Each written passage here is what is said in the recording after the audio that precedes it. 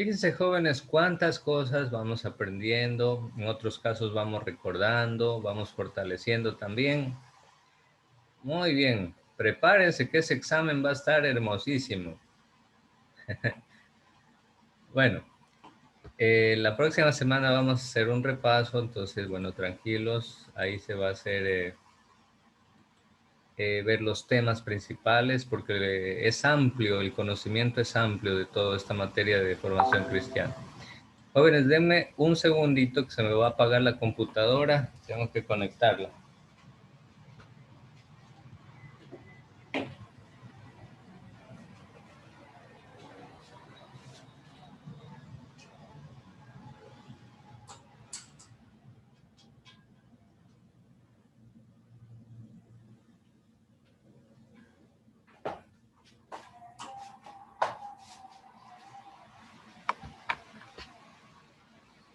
Ok, aquí estamos de vuelta.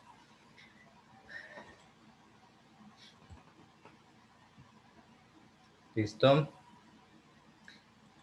Entonces les decía, jóvenes, que dentro de cada misterio, o sea, en realidad, esta es una clasificación de los misterios, porque dentro de cada grupo hay 5 misterios.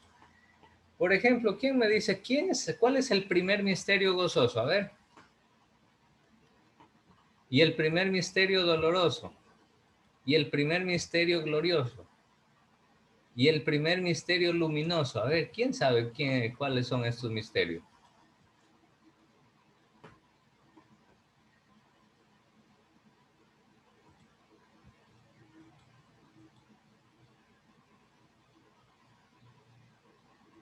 A ver, Yared Arriaga. Yared, confirme si me escucha, Yared. Yared, confirme si me escucha. Yared. Parece una sesión de espiritismo. Yo aquí llamando y nadie me responde. Y nadie responde aquí, como cuando ponen solo la cajita negra ahí y nadie activa la cámara. Parece una sesión de espiritismo, nomás ahí que uno se está llamando y la gente ni responde y las almas que están en pena no responden. Ya, muy bien. Aquí tenemos, ya nos pasaron el dato. Muy bien. Por ejemplo, el primer misterio gozoso es la encarnación del Hijo de Dios. Jesús se hace carne, se hace hombre.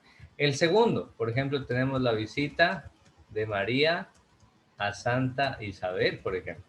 El tercero, tenemos el nacimiento de Jesús. Bueno, y así. No les voy a dar todos porque también quiero que de aquí me hagan un pequeño trabajito, una tarea, van a consultar los misterios del rosario. Yo les voy a subir la asignación más tardecito para que consulten cuáles son los misterios del rosario. Yo ya les adelanto, dentro de cada grupo de misterios van a encontrar 5 pasajes de la vida de Cristo, 5 misterios de la vida de Cristo, que son los que se van meditando mientras se rezan las Ave Marías. Se los va meditando, se va reflexionando, pensando qué mensaje nos deja cada pasaje de la vida de Cristo. ¿Sí? Muy bien, jóvenes. A ver, curiosidades, preguntas. A ver, vamos a ver si hay preguntas por acá. Todavía no. A ver, jóvenes, más curiosidades, más preguntas. Mientras tanto, joven Yared, pero usted llegó tardísimo. Aquí me escribe ahorita que el micrófono no vale. Active la cámara, Yared, para conocerlo, para mirarlo. A ver, Yared, active la cámara. Yared, ¿está ahí? Si está ahí, deme una señal. Yared, no, creo que se nos fue Yared. Ha sido el espíritu de Yared nomás el que ha venido a visitarnos, pero Yared no está aquí. Bueno, a ver, Valentina, dice Valentina, ¿por qué de todas las mujeres María fue elegida para ser la mamá de Jesús? Qué buena pregunta, Valentina. Pregunta difícil y a la vez pregunta que tiene y que la iglesia ha tratado de dar una explicación. Es una pregunta legítima y verdadera. ¿Por qué María? ¿Por qué María? ¿Por qué no fue otra mujer? ¿Por qué no fue otro pueblo? ¿Por qué Jesús nos encargó en una mujer inca, en una mujer azteca, en una mujer maya, en una mujer de la cultura china, en una mujer africana? ¿Ah? Entonces, jóvenes, una de las razones y explicaciones que dan es que eh, Dios eligió a la Virgen María porque Dios, que conoce los corazones y conoce el alma y las intenciones de cada ser humano, Dios se fijó en ella al ver su pureza, al ver su sinceridad, al ver su humildad, y que esas fueron las virtudes que más enamoraron a Dios, de tal manera que le pidió permiso para que ella sea la madre del Salvador. Fíjense qué interesante, jóvenes. Es decir, Dios no elige, no escoge a los poderosos, a los ricos, por ser ricos, sino que a Dios sobre todo le gustan los corazones puros, los corazones humildes. Entonces, la respuesta a su pregunta, Valentina, sería de que Dios eligió a la Virgen María en virtud de su humildad, en virtud de su sencillez, en virtud de la capacidad que tenía la Virgen María para obedecer la voluntad de Dios y en virtud de la fe que ella tenía. Porque imagínense que se le presente un espíritu que es el ángel Gabriel, ¿no? Se le presente un ángel y le diga, oye, tú vas a quedar embarazada, pero no porque tengas relaciones con tu esposo José, sino que vas a quedar embarazada por el Espíritu Santo. Una persona sin fe hubiera dicho, ¿qué? A otro con ese cuento, yo no quiero meterme en problemas, no sé, vaya, busque a otros, porque si yo hago eso, a mí me pueden matar en mi cultura. Y efectivamente había pena de muerte en aquel tiempo para las mujeres que cometían adulterio. Había pena de muerte. ¿Y sabe cómo era la pena de muerte? La enterraban a la mujer en la tierra, la enterraban viva hasta la mitad del cuerpo y ahí enterrada para que no se pueda mover, le tiraban piedras hasta que se muera. Ese era el castigo por haber cometido adulterio para la mujer, no para el hombre, para la mujer. Terrible, ¿no? Era una sociedad de hace 2000 años muy machista, muy patriarcal. Al hombre así lo encuentran en adulterio, no le pasaba nada, pero si a la mujer le encontraba en adulterio, tenía pena de muerte. Entonces, fíjense que María tuvo que ser una mujer, a pesar de ser tan jovencita, de 14, 15 años, tuvo que ser una mujer de muchísima fe para decir, está bien, acepto, aunque me juego la vida, aunque yo sé que mi cultura, mi comunidad, mi pueblo me pueden llegar a matar, pero yo acepto jugarme la vida por colaborar con la voluntad de Dios y con la salvación del mundo. Entonces Dios, al ver esa obediencia, esa respuesta llena de fe, esa humildad, esa pureza, pues por eso Dios la eligió precisamente a ella. Esa es la única explicación que dentro de la Iglesia Católica pues se nos da ante esta pregunta, Valentina.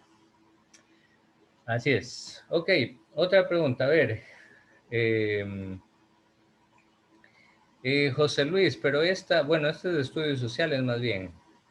Mire, por Javier Hervás, yo les diría, jóvenes, del tema de las elecciones, ¿no? Javier Hervás me parece que tiene buenas ideas y buenas propuestas, pero el punto es que si él llegara a ganar, no tendría gobernabilidad. ¿Saben por qué? Por la cantidad de asambleístas de su partido político. Eso es el problema. Entonces, uno también tiene que ser estratégico a la hora de dar el voto. Digamos que gane Javier Hervás, pero ¿qué pasa si no tiene mayoría en la asamblea que le aprueben las leyes? Lo van a amarrar de pies y manos, va a estar amarrado, no va a poder hacer nada. Entonces, estratégicamente, para que se puedan derogar todas las leyes nefastas que ha hecho Lenín Moreno, necesitamos que el que gane a la vez tenga esos ideales de progreso y de trabajar por el pueblo y de buenas ideas, pero a la vez que tenga mayorías en la asamblea para que los asambleístas le puedan aprobar las nuevas leyes que van a tratar de arreglar todo lo que dañó Lenín Moreno. Y en ese caso, el candidato estratégicamente para que el país pueda recuperarse mejor y más rápido sería Arauz, porque tendría mayor gobernabilidad. Y de hecho a él lo dan como ganador en las encuestas. Algunos dicen incluso que va a haber una sola vuelta y que gana Arauz en una sola vuelta. Otros dicen que puede que haya dos vueltas y que a la segunda vuelta vayan Arauz y Lazo. Con todo, nada está dicho. Hay que ver. Yo solo quisiera que sea que gane Arauz o sea que gane Hervás, cualquiera de los dos, ya perfecto, pero que ojalá hagan el mayor bien posible al país. Pero sinceramente y estratégicamente es más estratégico dar el voto por Arauz, ya que tiene mayor cantidad de asambleístas para que pueda arreglar con las leyes todo el desbarajuste que hizo Lenín Moreno. Entonces, bueno, eso respecto a su pregunta, José Luis. Volvamos al tema, jóvenes de formación cristiana. A ver, les hago una pregunta yo a ustedes, jóvenes. Ustedes, por ejemplo, la Iglesia Católica, alrededor del año 900, más o menos después de Cristo, la Iglesia Católica se dividió en dos partes. Hubieron disputas, hubieron discusiones, no se pusieron de acuerdo a nivel filosófico, a nivel teológico, hubieron unos debates tremendos y finalmente la Iglesia Católica se dividió en la Iglesia de Oriente, que está liderada por el Patriarca de Constantinopla, y la Iglesia de Occidente, que está liderada por el Papa Francisco. Nosotros pertenecemos a la Iglesia Católica de Occidente, cuyo líder es el Papa Francisco. Pregunto, en la Iglesia Católica de Oriente, los sacerdotes se pueden casar. En cambio, en la Iglesia Católica de Occidente, donde gobierna el Papa Francisco, los sacerdotes no se pueden casar. ¿Ustedes qué dicen? ¿Los sacerdotes deberían casarse o no? ¿Y por qué? A ver, ¿qué dicen? Quiero escuchar sus opiniones. Ya son los últimos minutos que nos quedan. A ver, vamos a preguntarle ¿a quién? A ver, un voluntario que quiera dar su opinión. Voluntario, levante la manito. Nadie. A ver, vamos a preguntarle a Jordana Torres. A ver, Jordana, ¿cuál es su opinión al respecto? ¿Al respecto de qué, profe? De la pregunta que hice, ¿los sacerdotes católicos deberían ser casados o no? Sí, profe. Y ya, sí. ¿Y cuál sería el argumento?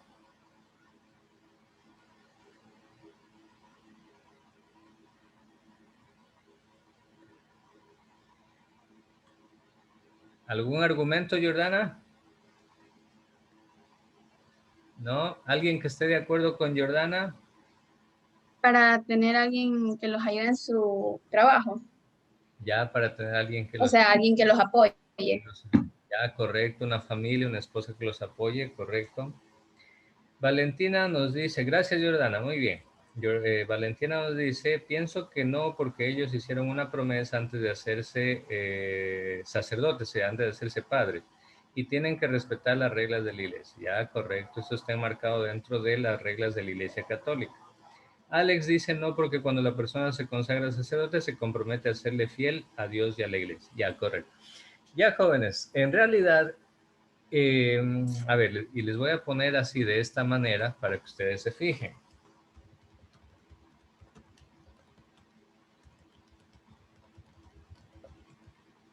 A ver, en la Biblia, jóvenes, existe en la primera carta de Timoteo, si quieren anoten y luego ustedes revisan. Muy bien, Alison Villasís, ahorita le voy a explicar justamente eso. Miren, jóvenes, pueden ustedes buscarlo en su Biblia, ¿eh? En la carta de Timoteo, primera carta de Timoteo, capítulo 3, dice lo siguiente, observe y lea esto. Si alguien aspira al cargo de obispo, no hay duda de que ambiciona algo muy eminente. Está hablando del obispo. Es necesario, pues, que el obispo sea irreprochable y, ojo, ¿qué dice aquí? Casado una sola vez. Y aquí viene el problema. Ustedes van a decir, a ver, profesor, ¿cómo es que la Biblia dice que el obispo, y en este caso sería aplica al sacerdote también, ahí dice que el obispo tiene que ser casado? ¿Y por qué los sacerdotes dentro de la Iglesia Católica de Occidente no son casados? ¿No es más importante obedecerle a la Biblia? Si la Biblia dice que tienen que ser casados. Mire, más acá abajo en el versículo 4 dice, que sepa gobernar su propia casa y que sepa mantener a sus hijos obedientes y bien criados. Es decir, que sea un padre exigente, un padre estricto, que los eduque bien a los hijos. Bueno, joven, les voy a explicar. Al inicio, los sacerdotes dentro de toda la Iglesia Católica sí eran casados. Sí eran casados, así lo mandaba la Biblia, y en ningún momento Jesucristo prohibió que los que quieran ser sus sacerdotes o sus obispos sean casados. No hay esa prohibición. De hecho, por eso San Pablo en la carta de Timoteo dice y aconseja que sean casados por lo menos una sola vez. Aproximadamente 1000 años después, se creó una ley donde aquí le voy a poner razones por las que el sacerdote no se puede casar dentro de la Iglesia Católica de Occidente. Se creó una ley donde se dijo de que si alguien quiere ser sacerdote libremente, pues debe renunciar al matrimonio. ¿Con qué finalidad? Con la finalidad de estar disponible al 100% para trabajar por la iglesia. Y en segundo lugar, para evitar problemas de herencias. ¿Qué significa esto? Muchos dicen que esta segunda razón es la más principal, es la más importante. Porque muchos dicen, pues, si un sacerdote en su vida de trabajo construye una casa parroquial, una casa de catecismo, una casa de retiros, una capilla, una iglesia, si el sacerdote fuera casado, el día que muere el sacerdote, ¿de quién van a ser esos bienes? ¿Quiénes tendrían que heredar esos bienes? Por ley tendrían que ser ¿quiénes? Los hijos. Y ahí es donde se armaría el problema. Entonces, por eso la Iglesia Católica puso esa ley y dijo, no, los que quieran ser sacerdotes, el que libremente quiera ser sacerdote, pues que libremente renuncie a casarse, que no se case. De tal manera que ese sacerdote que trabaja durante toda su vida y logra construir una casa de retiros, una iglesia, algo bien bonito, algo, pues cuando muera, esa casa, esa finca, ese carro, no se lo lleva a nadie, sino que queda para la iglesia, para la jerarquía de la iglesia. Y es así, jóvenes, como la iglesia se organizó como una estructura piramidal de poder y eso ha hecho que la iglesia aumente su capacidad económica de una manera increíble. Muchos dicen que esta segunda razón fue la principal por la cual la iglesia estableció la ley de que no pueden casarse. Dice Allison, ¿qué se haría en el caso de que una persona casada quiere ser sacerdote? Allison, dentro de la Iglesia Católica no se le admite, no puede ser. En la Iglesia Católica de Occidente, estamos hablando de Europa y América, pero en la Iglesia Católica de Oriente, que estamos hablando de Asia, dentro de la Iglesia Católica de Oriente, dentro de los ortodoxos, ahí sí puede ser sacerdote una persona casada.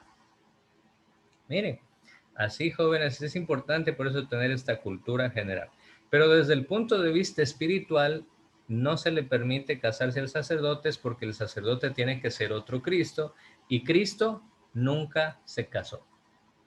Entonces, miren, hay una explicación económica, pero también hay una explicación espiritual. ¿Qué pasaría si un sacerdote tiene un hijo llevando su profesión? Valentina Vega, excelente pregunta. Lo más lógico y racional es de que si un sacerdote tuviera un hijo, mientras es sacerdote, lo más importante sería que el sacerdote se dedique con responsabilidad a trabajar y a velar por el cuidado del hijo. Y en ese caso lo más aconsejable sería que deje de ejercer ya el sacerdocio y se dedique simplemente a trabajar para darle a ese hijo todo lo necesario. No es bueno que si un sacerdote por A o B motivos tuvo un hijo mientras era sacerdote, siga siendo sacerdote y lo descuide al hijo y no le dé nada para eso. No está bien. Eso es incluso de mal ejemplo. Sería un mejor ejemplo que el sacerdote deje de ejercer el ministerio sacerdotal y se dedique a trabajar para mantener el hijo que ha tenido. ¿Sí? Ese es mi criterio, mi opinión.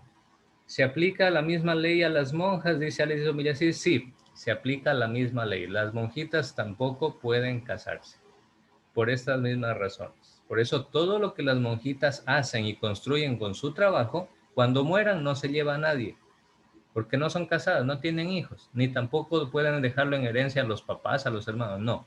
Todas esas cosas son automáticamente de la iglesia. Listo, jóvenes, nos hemos pasado, disculpen, ya le voy a escribir a la tutora, se me pasó la hora, disculpen. Aquí terminamos, cuídense, muchas gracias.